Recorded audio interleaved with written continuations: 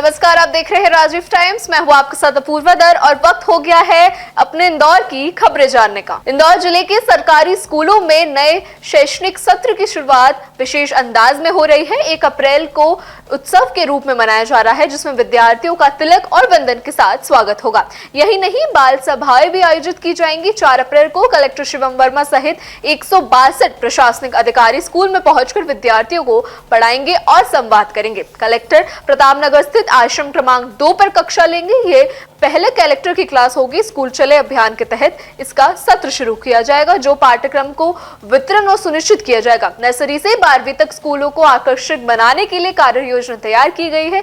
ज्यादा नामकरण अभियान के तहत शिक्षक घर घर संपर्क करेंगे। 65% से अधिक अंक पाने वाले विद्यार्थियों के अभिभावकों का सम्मान होगा और पहले दिन विशेष भोजन भी दिया जाएगा। देखिए, बड़ा उत्साह का विषय है कि नया सत्र चालू हो रहा है और इसमें सभी जो अधिकारी हैं, सभी माननीय जनप्रतिनिधि हैं, सभी लोग जाकर बच्चों को अपना मार्गदर्शन देंगे, उनको अच्छी पढ़ाई के लिए प्रेरित करेंगे और हमारे इंदौर के सभी जो होनहार विद्यार्थी हैं उन सबके लिए बहुत अच्छा अवसर है कि कल से हमारा शैक्षणिक सत्र शुरू होगा। सभी को बहुत सारी बधाई और शुभकामनाएं। हमारा हर वर्ष की तरह इस बार भी इंदौर के बच्चे हर चीज में अच्छा करेंगे।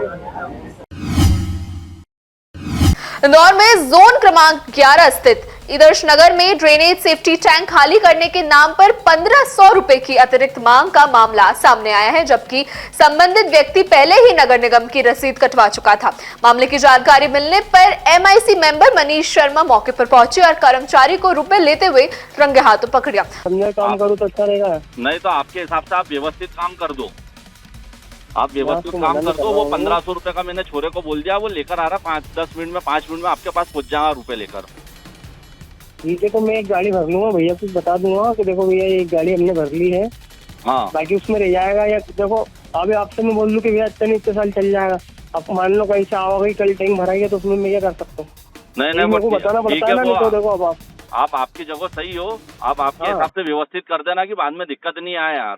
और वो पेमेंट क्या पहुंचा दिया मैंने, है ना भैया? 1500 ही बोले थे ना आपने। ठीक है, चलो मैं बात कर लेता हूँ। हाँ, और वो नगर निगम की स्लिप तो आप 2 दिन पहले मैंने कटवाई ली आपसे। तो हाँ, ये जमा होगी ना, रिटर्न वहीं पे जमा होगी। हाँ, ये 1500 रुपए की मैंने स्लिप कटवा ली और ये 1500 रुपए आपको अलग से दिलवा रहा हूँ मैं। तो ये तो देखो जितना भी होगा घोल बना के व्यवस्थित कर सकते हैं, बाकी पूरे की गारंटी नहीं ले रहा हूँ मैं अभी। हाँ, बाकी व्यवस्थित कर देना तुम्हारे हिसाब से, है ना? उन्होंने वायरलेस और फोन के जरिए जोनल अधिकारी से बातचीत कर पूछा कि रसीद के बाद 1500 रुपए आखिर क्यों लिए गए हैं। राजेश जी, मैं यहाँ खड़ा हूँ इदरिस नगर में। ये सेफ्टी टैंक खाली करने के लिए इन्होंने हमारे परिचित ही हैं, इन्होंने 1500 रुपए की रसीद कटा ली थी कंट्रोल पे नगर निगम में। हाँ, ठीक है सर। तो उसके बाद ये सेफ्टी टैंक खाली नहीं कर रहे थे, दादागिरी कर रहे थे कि बोले 1500 रुपए और दोगे जब खाली होगा। तो इन्होंने फिर 1500 रुपए नगद दिए उनको। वो वीडियो भी है मेरे पास। नहीं सर, अपने मंजिल टूटेगा कॉन्ट्रैक्टर में नगर निगम से जी। मंजिल टूटा जाए नहीं, मेरे को तो सिर्फ इतना पूछना है कि 1500 रुपए की रसीद में सेफ्टी टैंक खाली होता है कि और अलग से भी देना पड़ते हैं? सर, ये लोग एक गाड़ी खींचने का लगभग 1500 से 2000 रुपए लेते हैं, जो इनका रसीद कटती है। हाँ, वो अपन ने कटवा ली रसीद, उसके अलावा तो नहीं देना पड़ता ना? नहीं देना पड़ता। तो फिर इनने काय के लिए 1500 रुपए इनसे? सर, वो गाड़ी गई है इदरिस नगर में, वो उससे क्या 1500 रुपए तो ले लिए और 1500 रुपए ले रहा हूँ लोगों से।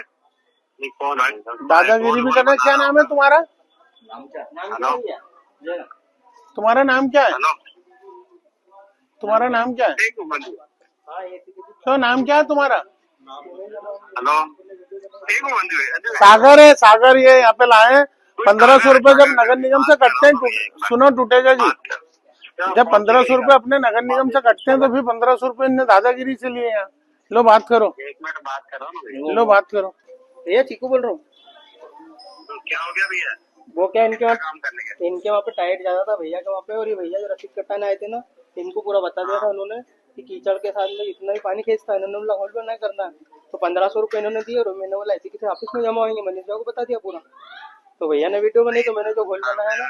मामा जी का फोन है, कर दे। नहीं, मामा जी यही खड़े होंगे।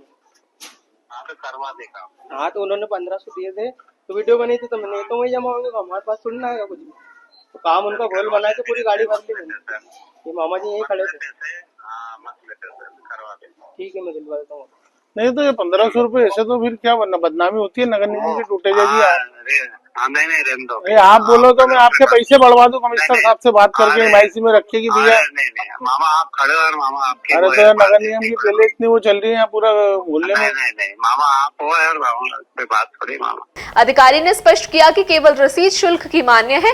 MIC मेंबर ने ठेकेदार से भी संपर्क कर नाराजगी जताई और पूरे घटनाक्रम का वीडियो बनाया है। उन्होंने बताया शिकायत मिलने पर वे स्वयं जांच करते हैं। मामले की जानकारी अधिकारी को दी गई है और आगे की कार्रवाई भी उच्च स्तर पर की जाएगी।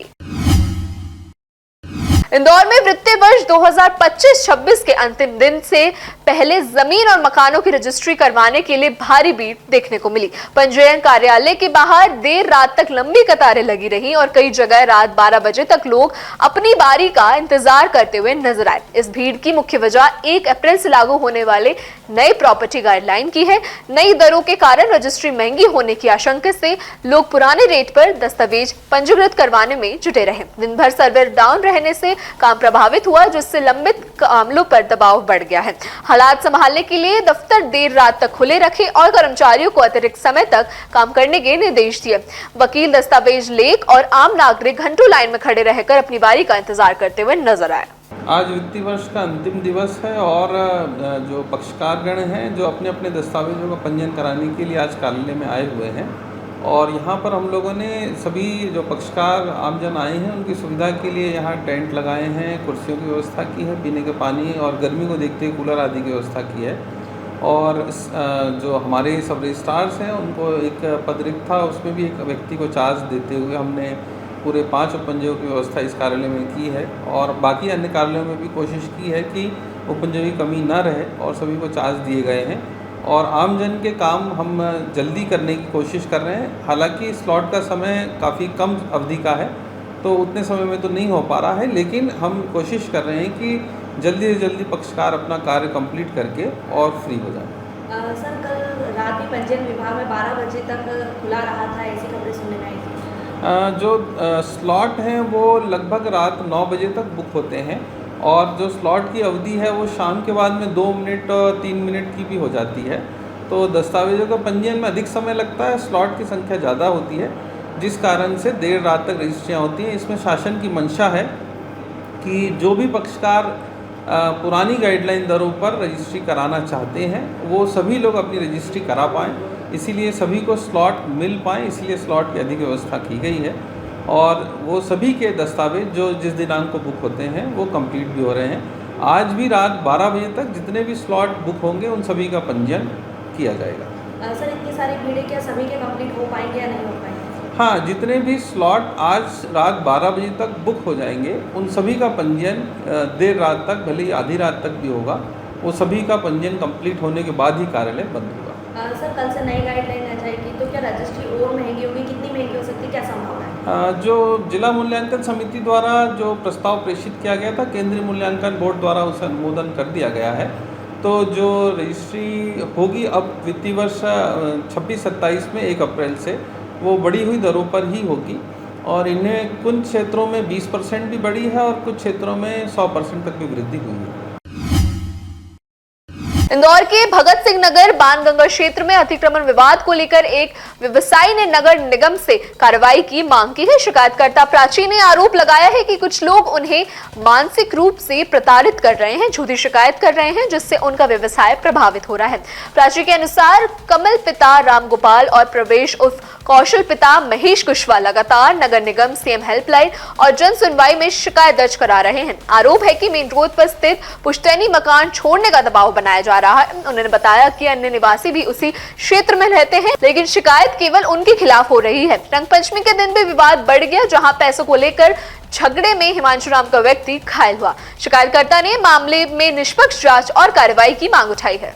50 साल 70 साल हो गए हमारे जेठ, और तो उनकी उम्र आज 70 साल होने के, उनकी पैदाइश ही वहीं पर है और आज इतना परेशान कर रहे हैं हमारे पड़ोसी। सिर्फ 1 या 2 व्यक्ति को इतनी परेशानी है हम लोगों से, बाकी किसी को मोहल्ले में परेशानी नहीं है। हमारे अनुसार उनको कम से कम 15 मकान वहाँ पर मौजूद है जिसको दिए हुए हैं, पर वो हमारे भी हम पे ही ऑब्जेक्शन कर रहे हैं और किसी पे कोई ऑब्जेक्शन नहीं कर रहा है। क्यों कर रहे हैं हमसे इतनी दुश्मनी, क्यों वो लोग ले रहे हैं। और वो कमल जो रहता है वो अरविंदो साइड रहता है और यहाँ आके रोज उत्पाद मचाता है, हमारे बच्चों को खाने कमाने नहीं दे रहा, दुकानों पे आके फतराव करता है, शराब पी के दारू पी के रोज झगड़ा करता है, इतना परेशान कर रखा है कि हम इतने। और ये हमारे पास 30 कॉपियाँ हैं इसकी सेट की। क्यों परेशान, पड़ोसी हमारे क्यों परेशान कर रहे हैं? मकान हटाओ, दुकान हटाओ, ये तो बोले हम यहाँ पर तुमको रहने नहीं देंगे, बसने नहीं देंगे। हमारा मकान टूटा था, हमारा जो सास पुराना मकान था एरोड्रम रोड जो निकला हुआ है वहाँ से हमको हटा दिया और रोड पे आ गया था हमारा घर। तो उन्होंने हमको सरकार ने जगह दी, बल्ली दी, बांस दी, चद्दर दी, नल कनेक्शन दिए, लाइट बिल की सुविधा उपलब्ध करी। उस समय मोगे जी थे, उन्होंने हमारी सहायता करी थी और नगर निगम के अधिकारी और थे मौजूद उस समय, इतनी सहायता हमारी करी। उसके बावजूद भी उन्होंने हमारे इतने और हमारे साथ साथ 15 घर दिए, उनको क्यों नहीं हटाया जा रहा है, हमारे ऊपर क्यों कार्रवाई कर जा रही। कमल ये लोग क्यों इतने परेशान कर, कमल, कौशल, आनंद, हेमराज, ये पूरा 4-5 भाई हैं, ये इतने परेशान करके रखा है इन्हें।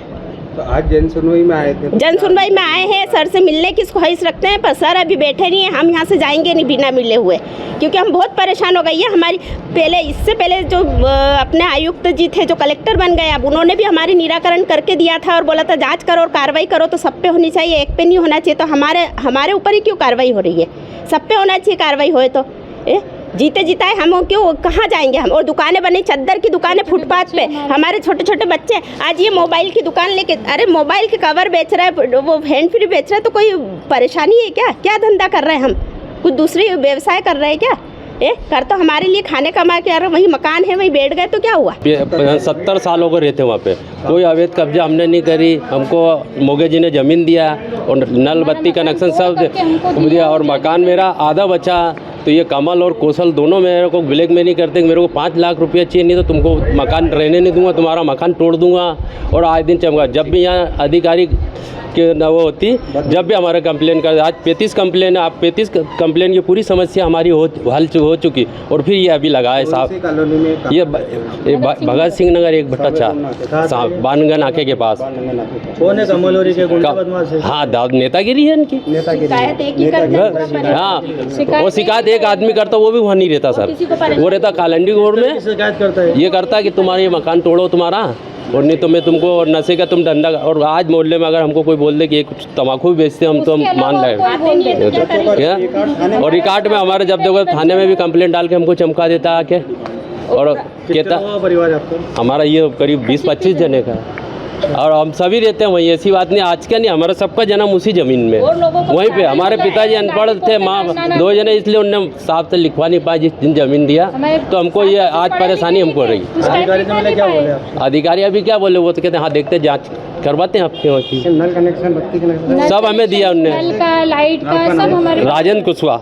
देखिए, आज कुछ लोग आए थे, उन्होंने अपनी एक शिकायत ये दी है कि उनके यहाँ पड़ोस में कोई हैं जो उनकी शिकायत करके और उन पर कार्रवाई करवाना चाह रहे हैं।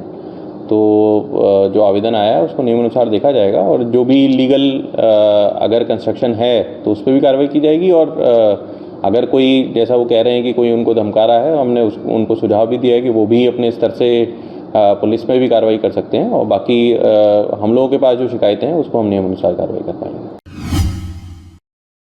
उज्जैन के विश्व प्रसिद्ध महाकालेश्वर मंदिर में बुधवार तड़के बॉलीवुड सितारों की आस्था देखने को मिली। अभिनेता अक्षय कुमार, टाइगर श्रॉफ और अभिनेत्री डिंपल कपाड़िया बाबा महाकाल के दर्शन के लिए पहुंचे। तीनों कलाकार करीब सुबह 6 बजे मंदिर पहुंचे और नंदी हॉल में बैठकर भगवान महाकाल के दर्शन किए। इस दौरान उन्होंने जाप किया और नंदी जी का पूजन कर उनके कान में अपनी मनोकामनाएं कही। इसके बाद गर्भगृह की देहरी से दर्शन कर भगवान को जल अर्पित कर आशीर्वाद लिया। आशीर्वाद के बाद वे जैसे ही मंदिर से बाहर निकले, प्रशंसकों की भीड़ उमड़ पड़ी। लोगों ने सेल्फी फोटो लेने के लिए उन्हें घेर लिया। मंदिर प्रबंध समिति की ओर से उप प्रशंसक SN सोनी ने तीनों कलाकारों का सम्मान और स्वागत किया। देश के लिए कामना की क्या? बिल्कुल, देश के लिए, सबके लिए, परिवार के लिए और पूरे देश के लिए कामना की है। और बस यही कामना की है कि हमारा देश हमेशा अव्वल रहे और हमेशा बढ़ते रहे, आगे बढ़ते रहे। बस यही, बहुत बहुत धन्यवाद, thank you very much. Indore शहर से जुड़ी ऐसी तमाम खबरें और जानकारी सबसे सटीक और पहले पाने के लिए देखते रहिए राजीव टाइम्स।